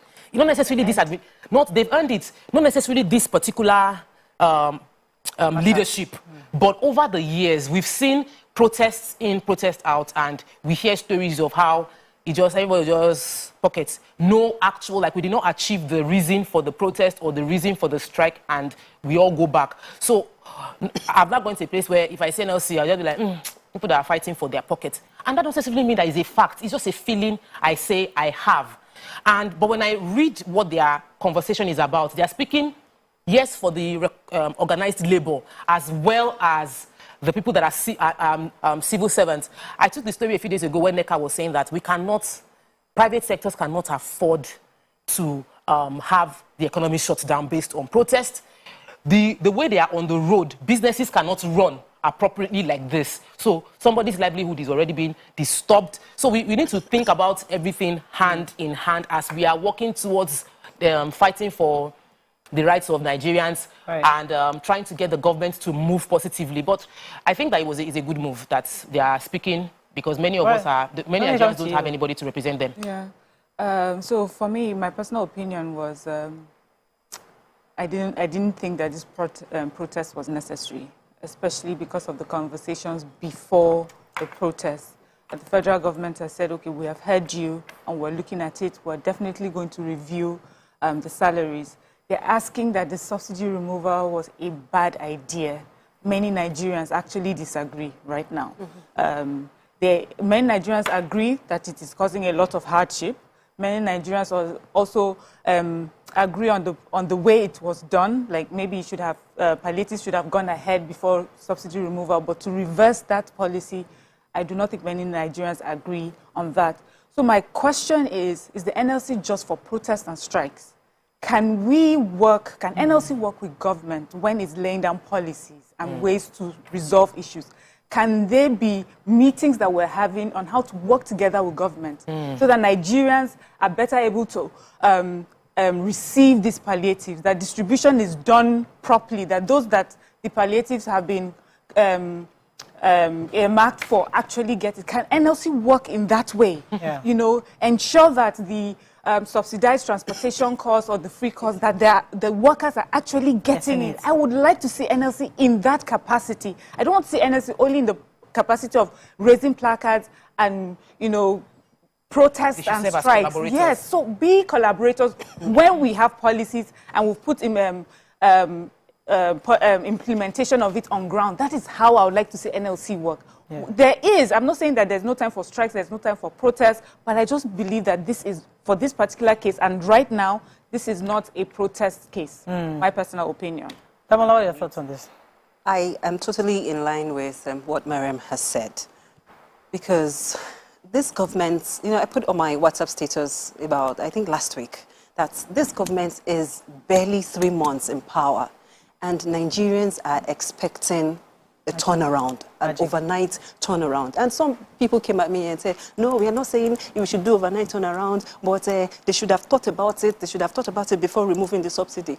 We keep hammering on they should have thought, but it is done already. The deed has been done. Can we move on and actually give the government time to implement the policies, the strategies that they have to cushion the effect of this hardship? Yeah. We are all feeling it, but at the same time, we also need to be logical. Things do not happen overnight. And I'm so, everyone has been happy with the policies that were reeled out by the president in a speech. You know, they would reduce transportation costs, there's subsidy on food, there are plans for MSMEs, there are grants, you know, coming. These are, you know, things that cannot happen overnight. So what I think the NLC should have done, they should have stepped down this protest. I think they're just trying to do see-me show of power. I just want to talk, I just want to talk. But you so they should have at least calmed down for the implementation if you recall to happen. If you recall that all the presidential candidates agreed to subsidy removal. Atiku would have done the same thing. Absolutely. Peter Obi would have done exactly the same thing. So would they be protesting against their own candidate? If Peter Obi indeed had become president and he now removed and subsidy was removed as expected, would they also protest? Because that's the party that I understand that everybody, as Mariam said, has agreed there's a need to stop it. But if you're demanding for refineries to work, refineries cannot work overnight. Somebody has to put a process in place to get the refineries to work. I think, you know, like I mentioned, over the years I've not trusted them. But in the protest, I don't mind today a one-day protest, because you know, when we wear different shoes, and there are different people that are wearing a particular shoe in this moment, that their condition is extremely dire and they need to be spoken for, and they don't have the means. Their voice will never be heard. Those are the people that NLC is representing, the hardship to the people that they are speaking for. I was talking to someone that was telling me that he's gathering money over the past 2 years so that he can rent a house in Lagos. When he went to visit his parents, he converted the money that he was gathering to rent a place for his parents, because he said where he met them. So what we are looking at and we're seeing as we can manage, for some people there is no management option. So if everybody is looking at it based on their own pocket and how they are able to squeeze it, what are those that don't have any pockets to squeeze? So that this is a platform for them, not to shut down the economy, not to go on strike. A protest to say, my people, like this, your what you say you will do. We can't wait. They said that the palliative measure that has been reeled out is not comprehensive enough, and they have a list of what they think he should do. So if they don't protest, they won't get a platform to have a conversation. So with this protest now, they'll be brought into the table to have a conversation with the president. So are we saying that the only way... steering committee, the president has a steering committee, and the work being done, the government should have... that, like, this steering committee was... Let us read it. They said government should accord appropriate recognition and support to the presidential steering committee and work of the subcommittees, as well as put a stop to inhuman actions and policies of the government. These are things that can be done, not by protest. Yes, so the issue is that we can, every issue, every request you're making can be fixed. The only ones I know that cannot be fixed is the refineries overnight. But if the government should, but I also understand the need to protest as a labor. Protesting just tells government that we are here, we'll see our numbers. Speed up. Action. Whatever you are doing, then your palliative that you recommended, will make sure we are here, our numbers we are large, and if we decide to strike, it will affect you. So this is your palliative. Make sure it is properly implemented. Maybe that is a reason for a protest. Except if that's just to prove a point. But I just don't want my NLC to be an organization of protest. If there is a steering committee, if there's already a platform on ground where we're having conversations, I have no problem as a Nigerian worker listening to Labour saying, after our meeting, this is what we have discussed so far. The next meeting will be this, and this is what we're doing so far. We are not going to protest because this administration is giving us the ear and it looks like it's listening to us. These are the things that we have put in place. In 3 months, in 6 months, if we do not see this, we will be protesting. So when you protest, even after you have agreed that you're having a conversation, I'm saying, what are you saying to the Nigerian people as a body? You know, is it really representing me, or is it really about show of power? We're tired of this show of power, really. Nigerians just want things to work. We don't want you, you know, just positioning yourself. We see it. We see it through some of these antics. Oh, you're trying to show how much power or influence you have so that things will happen for you. Nigerians don't want that. We want to see that real conversations concerning real Nigerian issues are happening in a way that Nigerians are put ahead and are put forward. Simple. I'm not trying to insinuate protesting can wait. So the truth is, even if the government were to reverse that policy today, the people that are complaining of hardship, or we cannot feed, we cannot do, that reversal will not improve their financial status. I'm not saying that you cannot become rich overnight. Yes, we have those exceptional, there are rules to the exception. But you cannot say that, oh, reverse it, and then it will automatically make my condition better, because you haven't, by yourself, put the right strategies in place for you to be empowered. If you don't have a job currently and then the government reverses the policy, are you saying that you get a job immediately? No, if you have a job and the salary is not good enough. So we're saying, exactly. So the government is saying that you are complaining that you're hungry.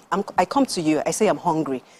You're supposed to at least give me money to eat first, before telling me to go and look for a job. At least solve my hunger. I think that is what the government is trying to do now. At least let us use this one in the immediate short-term remedies, and then we now focus on the long-term remedies. But they're saying, no, this cannot work, this cannot work. The reason I'm supporting the strike is because I know that it's not a strike. I mean, the protest, protest. And because government has a lot of things on their plate. Priority will be given to who is shouting most. When you have, I had twins. The one that cry most is the one that will get fed first. If I can see one person crying and the second person is still sucking on the hand, I will leave you to be sucking on your hand. I'll quickly quell the crying person. So in some cases, the one that is pacifying him or herself with consolation that government is working is going to die of hunger if care is not taken. So the protest taking place sometime and currently taking place is to let the government know I am not pacifying, I cannot chop English language. But they're not communicating it properly. I cannot chop hope. I cannot chop hope. I cannot chop English language. Right now, I want what I can chop now. Look at what happened in Oyo State, where they are blocking, they blocked the governor from going out. The governor explained how this is how money is coming in. Based on what he explained, I know that it's not convenient for him to pay gratuity. He's owing gratuity for years. But if the gratuity people sit down at the gates, after a few months, guess what? He will stop projects and pay them. In Nigeria, protest works. Complaining and shouting, the loudest voice tends to get help. So people have learned this is the way that works. It's representing the whole of labor in Nigeria. They're a pressure group, and they're supposed to put pressure on the government. So we understand this is one of the ways they are praying. But my worry is one of the things that the president said. But let me come to this caller, Baba Guba from Gombe. Hello, sir. You're live. Yes, ma'am. Can you hear me? Yes. Yes. Actually, in my own view, I don't support what Labour is doing now. Okay. My reason is that already negotiation table is open with the committee of under the leadership of Bajajan Miller. If at all they are open this negotiation issue with the government, they should not go on the street and start saying that they are calling for another rally, what disturbing people on the street. Already people are getting more aware about the issue of this labor issue, because there are many things, many negotiations are being carried out for so many periods of time, but nothing, this is not yielding any positive result. But what is supposed to do now? Labour is supposed to look at this new government that is just coming for not more than 2-3 months period of time. Give them time, allow them to sit and see what is going to happen, what is going to be good for the masses, what is going to be for the businessmen, and what is going to be good for the government and for the workers. All right. Thank you very much, Baba Buba. The president said something, that those who are against the subsidy removal have deep pockets. They're the ones that have been stealing from us for years. And they're going to do everything to resist this.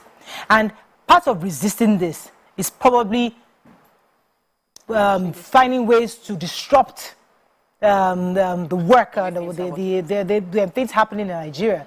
So we should also be careful, because when you see Labour just coming out to protest, after you had meetings, even yesterday, they still had meetings yesterday, and Nigerians have totally said, many Nigerians, even those that have criticized the president, have said, this man gave a very empathetic and very motivating speech on Monday. It seems like they are on track. Maybe it's not perfect yet, but okay, we are happy so far. So everybody seems to be on this side, saying that, okay, let us give them some time. And you are insisting on this. Maybe, are you on the side of those who are stealing from Nigerians? It's a question to be asked. Labour, are you partnering with those who have been stealing from the subsidy of this country for years? Are you amongst those who must be prosecuted? With the government we're hoping and begging government to find these elites who have stolen us, robbed us dry, because we don't know whose side you're on anymore. Yeah, and then NLC is such a powerful group. Just to referring to what Tokwe said earlier, it's representing Labour, Nigeria, and which apart from NLC, is there any other pressure group as huge and as large as NLC? But I think the NLC also, there's a risk of, when you come out to protest when you don't need to, there's a risk of also reducing your influence and your power. Where when you need to come out now, government will say, don't mind them, they're just protesting as usual. Let your protest, and with the time you use the numbers, let it be for situations where, the whole of Nigeria will stand with you.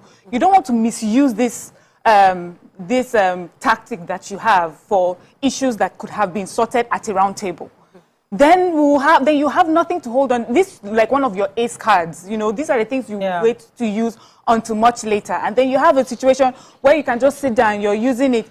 NLC then, the power NLC has or the influence NLC have will be much reduced going forward. And I think that they should think about that before they go for another protest. Let me take this call. Cash from London. Thanks for calling. People who are watching them, not only Nigerians in Nigeria, but in abroad or in,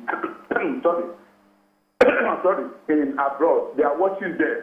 It seems to me, I don't think we can expect something serious with the Senate leader Akpabio, Senate leader Akpabio. I don't think that you can get something serious in his leadership. I'm sorry to say. Thank you, Mr. Cash, for your thoughts. Comments, social media? Social media comments. Let's get comments on social media. Plenty. Talking about the last topic, Ogumola Emmanuel says, if you see the way they grill candidates for job roles, the Senate has once again proven themselves to be a rubber stamp.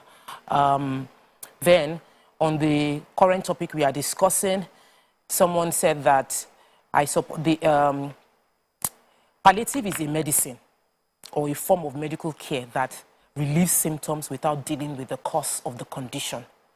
And so she's saying that the protest is to resolve the main issues. Then it says, let's take that for a second, because our job on this show is not just to discuss issues, it's to also explain when Nigerians are still repeating the same problem. We've had somebody come on this show this week. What we need to do is to increase production.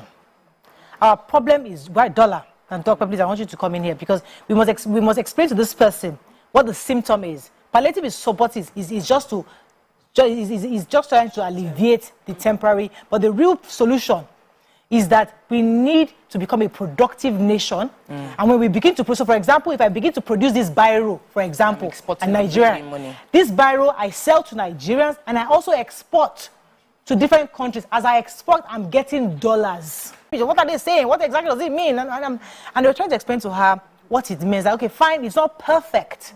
The buses are not here yet. Between now and next year, March, we're getting 3,000 CNG buses. You know, it's going to take a while. Labor, as you said earlier, Mariam, their job, therefore, is to make sure to give us timelines on these buses. Watch how many is coming in the first batch. When will we receive it? Which states are getting it? Yes. The granular details is what we want Labour to do. Not the easiest thing to do is protesting. Anybody can protest. But a Labour who is serious, this speech, let us break it down. What you want to do, how much, okay, this 100,000 want to give to Nano, or is it 50,000 want to give to Nano business? How do you intend to get this 1,300 per local government? What's the system? How are we getting 1,300? What are we doing? Are we ensuring that Nigerians are part of it, or are you going to be politicians? That's the real questions Labour should be asking. Sit down. It's harder to do. The easiest thing, anybody can go on the show and walk. Protesting is cheap. But the real work is to sit down and ensure that government actually ensures that these monies get to the right people. That's the real work. They are doing both. Okay. They are doing both. They had a meeting yesterday. Yeah. With who? The government. They've been having meetings. Yes. So it's not that they are not having meetings. It's not that they just kept quiet and said, we're not talking to you, we're going to go and protest. It is that as we are talking, it's like this talk is not going to produce what we want. So let us support the talks with protest so that we can achieve our result. You know that. So if they're doing that, the result of that speaking should have come this morning. That okay, we've agreed that this is what we have discussed so far. They've not reached the agreement. This is not an No, ideal they read setting. immediately. They said they were going to wait for the speech to be read. Yes. And when they heard it, they said we insist on going on our protest in Because spite of the meetings that we've had and the speech. Because they said it is not comprehensive enough. The speech did not solve the problems they raised that majority of people are facing. So it is, and like I said, many people distrust organized labor because we feel like they are going to profit whichever way, and the people that will suffer are those that are on their own. But we have recollected that over time we have had a government, not even this one, also we're supporting this government, Renewed Hope, all right? The previous one, the schools will go on strike, you don't get resolution. Yeah. So in this case, they are like protesting so that you will put their own issues on the front burner in terms of prioritizing what you are going to give to labor. I'm sure if the government comes out and say, we will start implementing this labor, the price change from next month or something, they will know, okay, let's give the next month's timeline for it to happen. I'm just trying to understand why they will continue. Okay. I know ideally, like Mariam said, we want a collaborative labor, not a I must fight to get. It's not when you're used to fighting. Everything. When you're a carpenter, everything is a hammer. Yes. So for labor, everything is fight. Did you see the wordings on the banner? No, I didn't. I couldn't. It said, I think it was no to fuel increment. Fuel price increment. Something like that. But really, was fuel increased? No, subsidy was removed. Right. So it's all about framing. So they're walking on the streets. And the man was just yes, increment. Yes, they increase fuel. You know that they are now getting the price. They are not communicating. Price increase. But why the price increase? Their objectives properly. They are not. The Labour Congress are not communicating their objectives properly because they are asking for the policy to be reverted. And we all know, many Nigerians have actually agreed that this thing cannot work. So why are you still insisting? The refineries and all of these are things that can be done in the future. They are long-term. So if you're saying, okay, we are coming out to put more pressure on you so that you can immediately implement all the policies that you... Tell us. Exactly. Be clear with it so that people will not be confusing your objectives. And I think they're also using this to prove a point because the first one that they said they were going to protest, they didn't go... they didn't embark on the protest, and people were saying, hey, Labour, they've collected money. This is this Tinubu administration has given them money. So I think they're trying to use this to make a point that, okay, I think schedule a protest. I think that's a good point you made. Because the truth is that they need to prove a point, you know, and I also think it's also good, just to support Tokwe a bit, is that I understand that there is a need to let the government know that, listen, we are here. Yeah. We are Labour, we speak for Nigerians. When we tell them to go out, they go out. See our numbers. So don't try us. So I mean, that's also important. But to be more objective, would rather them to do it properly. Let's not do it for too long. But thank God they were also smart in saying it's not a strike or it's just a protest. So they're just saying government see us, but we're not really disrupting things. So we hear you, but I think Nigerians really want more from Labour beyond protesting. Do proper engagement. I just don't like being a pawn in all this politics back and forth. I don't like it, you know. Yeah. I just want to be able to trust the pressure group that represents me. And also, I think there's a new culture. Nigerians expect excellence from everyone. Absolutely. So for my NLC, I'm expecting excellence. Okay, that's all we can take. Thank you very much, Maria. I think we can end with that. That's all we can take on today's show. Hope you learned a few things, as we have.